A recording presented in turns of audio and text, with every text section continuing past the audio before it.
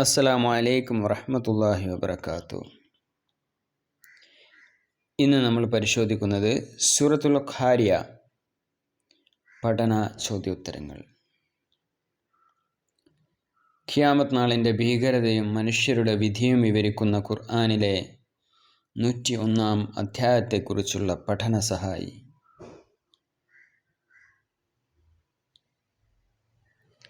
ഖാരിയ അർത്ഥവും ആവർത്തനവും.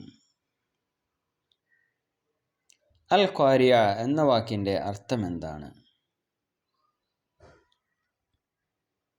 ഉത്തരം: നടുക്കുന്ന സംഭവം അല്ലെങ്കിൽ മുട്ടി വിളിക്കുന്നത്. ഹൃദയങ്ങളെ ഭയപ്പെടുത്തുന്നതിനാലാണ് ഖിയാമത്ത് നാളിന് ഈ പേര് വന്നത്. അൽ ഖാരിയ. ആദ്യ 3 വചനങ്ങളിൽ ഒരേ വാക്ക് ആവർത്തിച്ചു വരാൻ കാരണമെന്ത്? അൽ ഖാരിയ, മൽ ഖാരിയ, വമാ അദ്റാക മൽ ഖാരിയ. 3 തവണ ആവർത്തിച്ചു വന്നിരിക്കുന്നു അൽ ഖാരിയ എന്ന വചനം. അതിൻ്റെ കാരണമെന്ത്?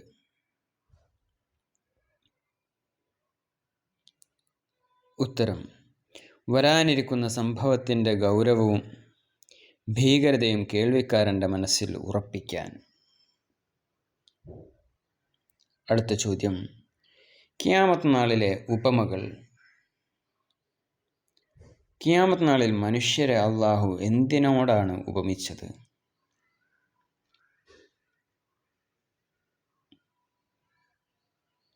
ഉത്തരം: ചിതറിത്തെറിച്ച ഈയാംപാറ്റകളെ പോലെ. കൽ ഫറാഷിൽ മബ്സൂസ്.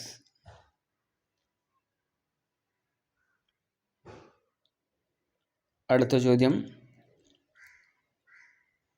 സൂറത്തുൽ ഖാരിയയിൽ മനുഷ്യരുടെ അവസ്ഥ വിവരിക്കാൻ ഈയാംപാറ്റകളെ ഉദാഹരണമായി നൽകാൻ കാരണമെന്ത്?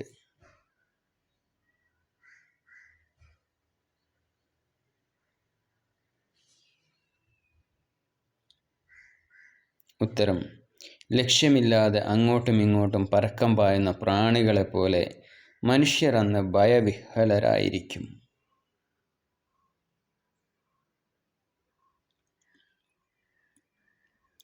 അടുത്ത ചോദ്യം: മലകളെ എന്തിനോടാണ് അള്ളാഹു ഉപമിച്ചത്?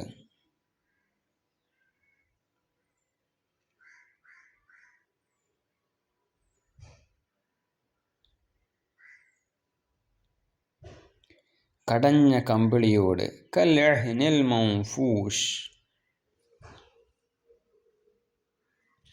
അടുത്ത ചോദ്യം: മലകൾ കമ്പിളിയെ പോലെയാകും എന്ന് പറഞ്ഞതിൻ്റെ അർത്ഥം?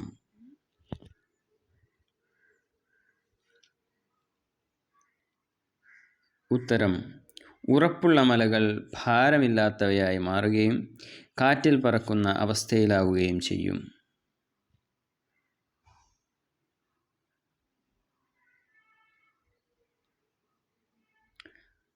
അടുത്ത ചോദ്യം: മവാസീനുഹു എന്ന പദം കൊണ്ട് ഉദ്ദേശിക്കുന്നത് എന്ത്?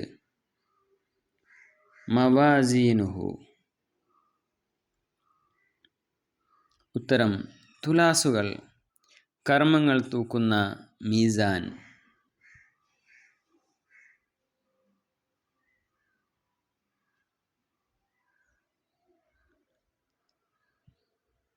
അടുത്ത ചോദ്യം: തുലാസിന് കനം തൂങ്ങിയാൽ അവന് ലഭിക്കുന്ന ജീവിതം ഏത്?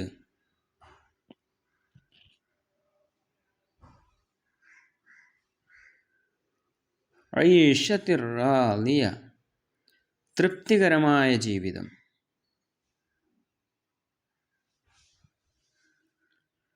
ഐഷത്തുർ റാളിയ കൊണ്ട് പണ്ഡിതന്മാർ വിവക്ഷിക്കുന്നത് എന്താണ്? യാതൊരു കുറവുകളുമില്ലാത്ത, മനസ്സിന് പൂർണ്ണ സംതൃപ്തി നൽകുന്ന സ്വർഗീയ ജീവിതം. അതാണ് ഐഷത്തുർ റാളിയ.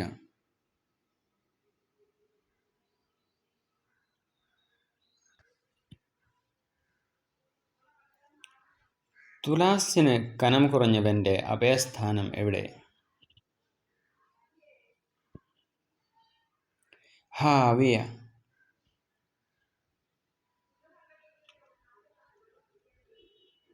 അടുത്ത ചോദ്യം, ഹാവിയ എന്ന വാക്കിൻ്റെ അർത്ഥമെന്ത്? ഉത്തരം, അഗാധമായ ഗർത്തം, വീഴുന്നവൻ ഒരിക്കലും തിരിച്ചു വരാത്ത അത്ര ആഴമുള്ളത്, അതാണ് ഹാവിയ. അടുത്ത ചോദ്യം, സഖുലത്ത് എന്ന വാക്കിൻ്റെ അർത്ഥമെന്ത്?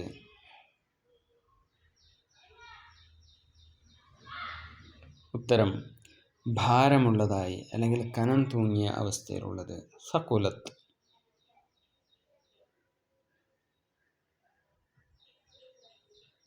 മനുഷ്യനെ ഫറാഷ് എന്ന് വിളിക്കാൻ കാരണം? ഈയാമ്പാറ്റകൾ വെളിച്ചത്തിനു ചുറ്റും പരസ്പരം തട്ടിയും മുട്ടിയും പറക്കുന്നതുപോലെ മനുഷ്യർ അന്ന് ലക്ഷ്യമില്ലാതെ അലയും. അടുത്ത ചോദ്യം, ഖഫത്ത് എന്ന വാക്കിൻ്റെ അർത്ഥമെന്ത്? ഉത്തരം, ഭാരം കുറഞ്ഞതായി. അടുത്ത ചോദ്യം, അള്ളാഹു ഈ സൂറത്തിലൂടെ നൽകുന്ന പ്രധാന താക്കീത്?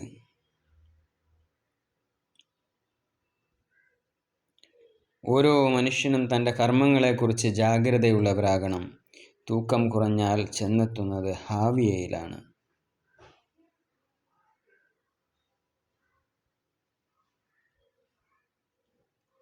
അടുത്ത ചോദ്യം, മൻഫൂഷ് എന്നതിനെ പഞ്ഞി കാറ്റിൽ പറക്കുന്നതിനോട് ഉപമിക്കാൻ കാരണം? ലോകത്തിലെ ഏറ്റവും ഉറപ്പുള്ള മലകൾ പോലും അന്ന് ഭാരമില്ലാത്തവയാകുമെന്ന് കാണിക്കാൻ.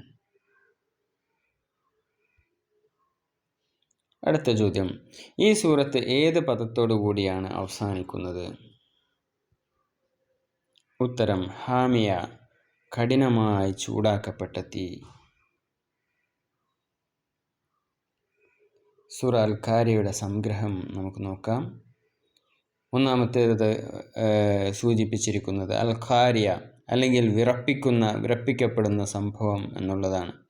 അതിനുശേഷം മനുഷ്യന്മാരെല്ലാവരും ഈയാമ്പാറ്റകളെ പോലെ, പ്രാണികളെ പോലെ ചിതറിയോടുന്ന ആ ഒരു അവസ്ഥ, പർവ്വതങ്ങളൊക്കെ കടഞ്ഞെടുത്ത കമ്പിളി പോലെ പറന്ന് നടക്കുന്ന ഒരു അവസ്ഥ. ആ ഒരു അവസ്ഥയിൽ കനം തൂങ്ങിയ തുലാസുകൾ അവർ സന്തുഷ്ട ജീവിതം നയിക്കുന്നവരായി നമുക്ക് കാണുവാൻ കഴിയും. ലഘുവായ കനം കുറഞ്ഞ തുലാസുകൾ കർമ്മങ്ങൾ വന്ന ആളുകൾ അവർ ഹാവിയയിൽ, അവർ അഗാധമായ നരകത്തിയിൽ പതിക്കുന്നതായി നമുക്ക് കാണുവാൻ സാധിക്കും. ഈ സൂറത്തിൻ്റെ പഠനം നമ്മെ ഓർമ്മിപ്പിക്കുന്നത് ഓരോ കർമ്മവും തൂക്കപ്പെടും. സൽക്കർമ്മങ്ങൾ ചെയ്ത് തുലാസ് ഭാരമുള്ളതാക്കുക, അതാണ് ഈ ജീവിതത്തിൻ്റെ ലക്ഷ്യം എന്ന് പറയുന്നത്.